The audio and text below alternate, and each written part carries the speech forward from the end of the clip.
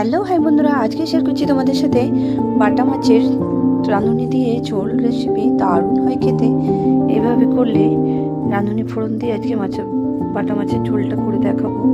তো তার জন্য মাছটাকে বেশ ভালো করে ধুয়ে নিতে হবে। তারপরে দিয়ে দিতে হবে পরিমাণ মতো নুন, হলুদ আর লেবু দিয়ে মাছটাকে বেশ ভালো করে মাখিয়ে নেওয়ার পরে বেশ সামান্য লাল লাল করে ভেজে নিতে হবে।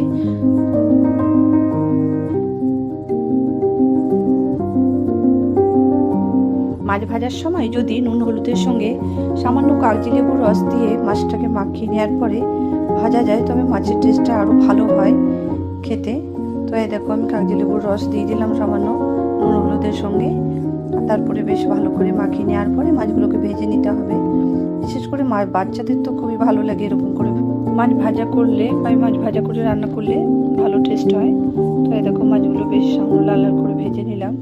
তো টাটকা মাছ বেশি লাল করবো না।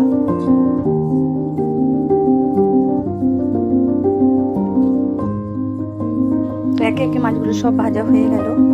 তো বেশ ভেজে নেওয়ার পরে এদিকে বেগুনকে বেশ লম্বা লম্বা করে কেটে নুন হলুদ মাখিয়ে রেখেছিলাম।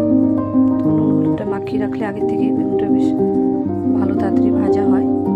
তো এই যে কড়াইয়ের মধ্যে দিয়ে দিতে হবে তেল, আর তেলের মধ্যে এই যে বেগুনগুলো বেশ একে একে লাল লাল করে ভেজে নিতে হবে।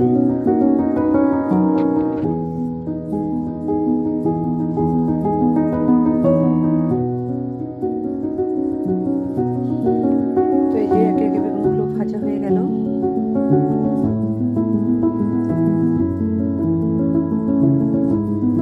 বেগুনগুলো বেশ ভেজে নেওয়ার পরে দিয়ে দিতে হবে কড়াইয়ের মধ্যে সর্ষের তেল, এবং তারপরে গরম হলে দিয়ে দিতে হবে রাঁধুনি ফোড়ন। তো রাঁধুনি ফোড়ন দিয়ে এই বাটা মাছের ঝোল বেগুন দিয়ে দারুণ হয় খেতে। তো রাঁধুনি ফোড়ন দিয়ে দিলাম। তারপরে দিয়ে দিতে হবে আদা বাটা, টমেটো বাটা, এবং দিয়ে দিতে হবে কাঁচা লঙ্কা বাটা।